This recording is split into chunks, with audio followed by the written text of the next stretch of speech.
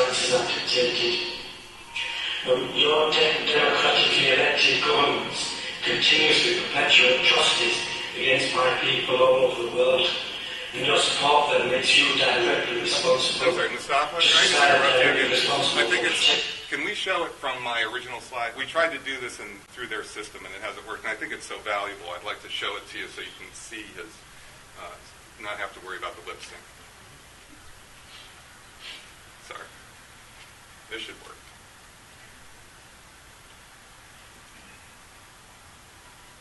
This is how our ethical stances are dictated.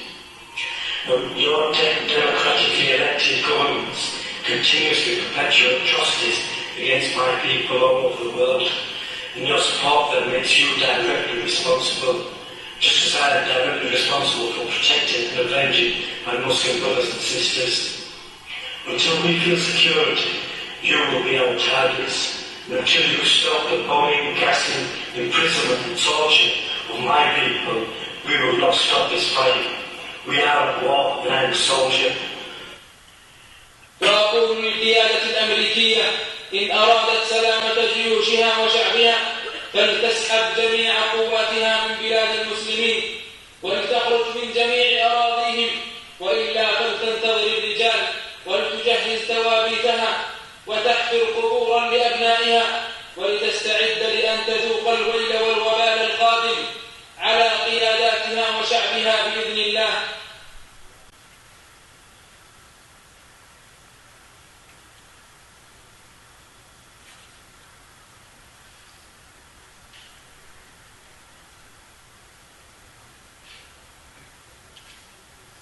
There should be sound on this one, but it's in Arabic, so it might be a moment.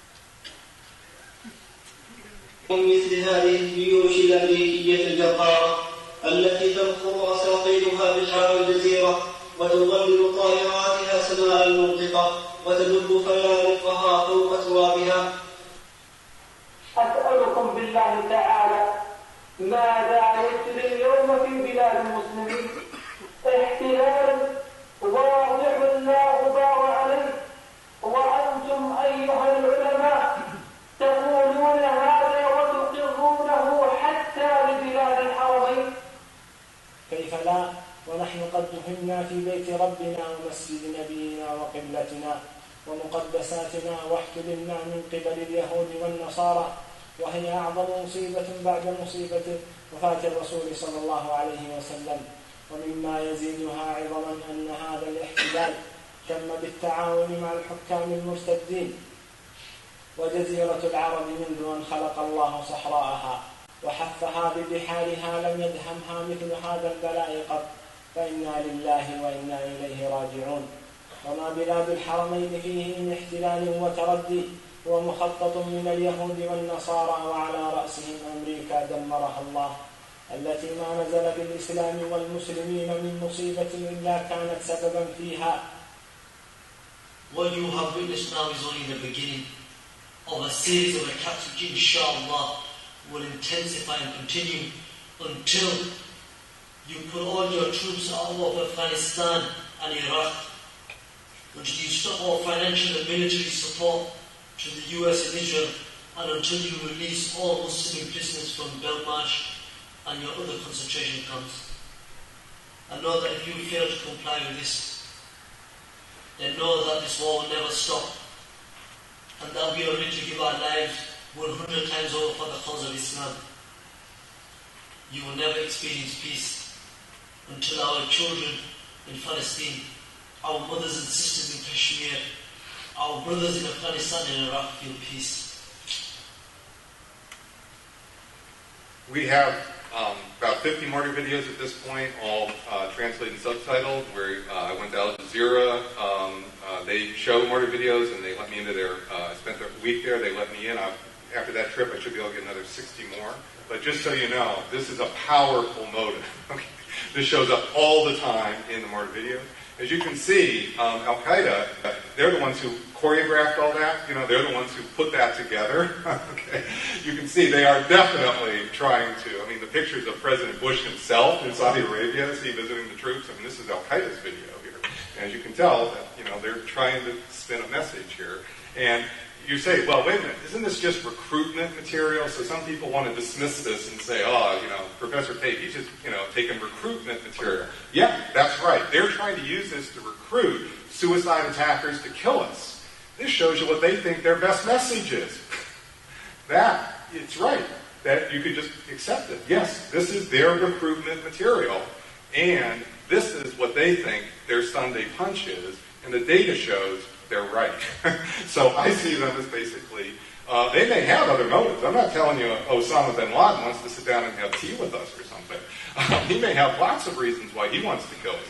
This is what gets him the suicide attacker to carry out the mission, and that's terribly important to understand, sir, and has all the obvious implications here. But let me just go on and talk more about these. Can we have the next slide, please, Ms. Stoffel? So the next one even after that. That was just there as a backup. So we've also collecting data all the way through. We have data now from 2004 to June 2009. We're now working hard to get that updated. During that period, that 4.5-year period, there are over 1,700 completed suicide terrorist attacks. That is 500% more in the last 5 years than the first 24 years combined. What happened? Well, you can tell what happened. The more we occupy big Muslim countries, that is what's causing suicide terrorism to skyrocket. And Iraq, okay, I know you've seen endless stories. You're not too surprised with big numbers in Iraq. Now you're catching up with Afghanistan. And I'm going to go through these in a little more detail in just a moment. But the key point is notice how this is not some random pattern of scattered attacks kind of floating around the world here or there. That's what it would look like if this was a product of Islamic fundamentalism or religious fanaticism independent of circumstance. I'm not saying religion never plays a role. What I'm saying is it takes a circumstance to kick all that in, and you don't even need religion to get it. Okay? That's what's happening here. Worse, notice how now 91% of the suicide attacks are being focused against us. That is, we are driving anti-American suicide terrorism with the presence of our combat forces in these areas. If you had gone back to the first 24-year period, you'd be hard-pressed to even count 5 or even 10% of the suicide attacks around the world as being anti-American inspired. This is not a good pattern. This is not a healthy pattern. This is a dangerous pattern. And I'll say more about the issue of the threat to our homeland down the road. Because I think that, sir, is the biggest misconception that folks have in Washington, which even the head of the Department of Homeland Security said, God, she was surprised there was a threat. The threat was that great to our homeland. Anyway, I'll come back to that. Moreover, kind of just put my social science hat on for a moment. For this pattern strongly confirms the strategic logic of suicide terrorism that I've been presenting to you. For this pattern to be wrong, that is, for it to be the case that occupation is not driving suicide terrorism, there would literally have to be not just 50 attacks outside of this data, not even just 100. There would have to be hundreds of suicide attacks occurring just in the last 5 years in some country other than the country on this chart. I don't mean we would have had to miss 50 attacks in Iraq. I mean there would have to be 50 suicide attacks in South Africa or 50 suicide attacks in Iran. There would have to be 50 or 100, really, to get it to be statistically insignificant, 200 attacks somewhere around the world that we've missed. I can't really guarantee, even with the 26 people I have working for me now, that we got every single one. I don't think we've really even missed 5, to be honest with you, because we have people working that hard at it. But I'm sure we haven't missed 200. And I've given this talk now a number of times, and nobody's been able to come up and point me to the 50 we've missed. So I just simply point out, this is a very strong pattern, and we should take this into account seriously. Next slide, please. Let me just talk a little bit about some of the other cases in depth. First, Iraq. Iraq is a prime example of the strategic logic of suicide terrorism. Prior to our invasion in March 2003, Iraq never experienced a suicide attack in its history. Then, after we invaded, Suicide terrorism began. The very first suicide attacks were by two Iraqi Baptist women on March 4th, 2003, just 2 weeks after we actually have their video, their martyr video from Al Jazeera. Okay, so they weren't even religious. But anyway, nonetheless, it started to skyrocket. And then something happened. Wait a second, it's going up until 2007, and then it's coming down, and some significant in 2008, but then the bottom falls out in 2009.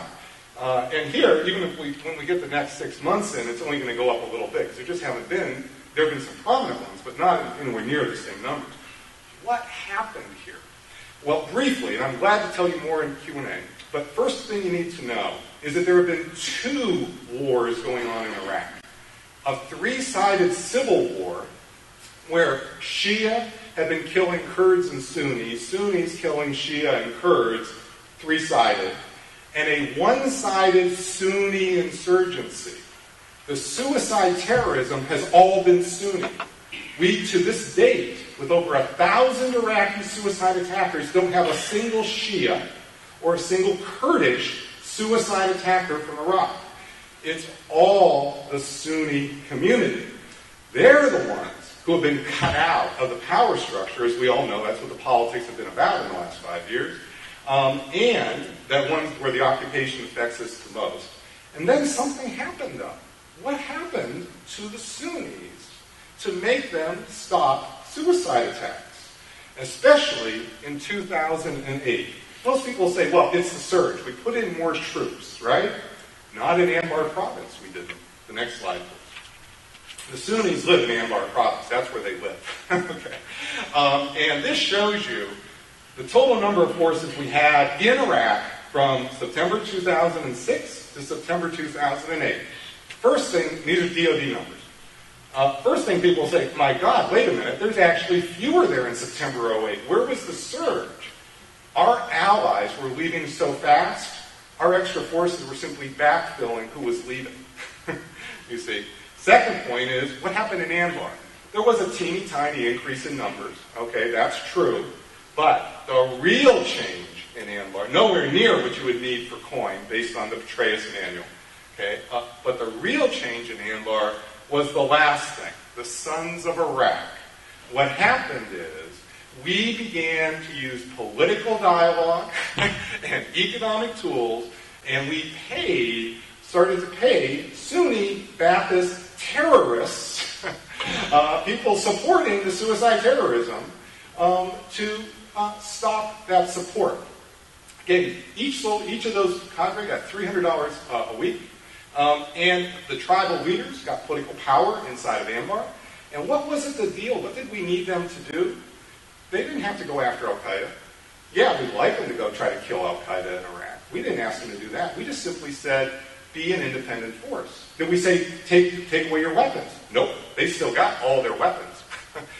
They are simply an independent militia force defending themselves. That's really what happened here. It's not so much they switched sides, is we empowered a local group to be a true third way between the Shia and Americans on one side and the terrorists on another. And that had a very big effect in reducing suicide terrorism for year 1.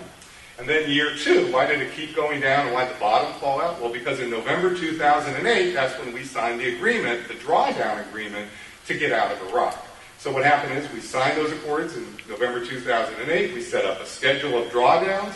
We're now down to about 110,000. We've been drawing down right on schedule. We pulled out from Iraqi City. So anybody looking at Iraq knows we're drawing down, and we're drawing down, if anything, a little faster than we promised, not a little slower.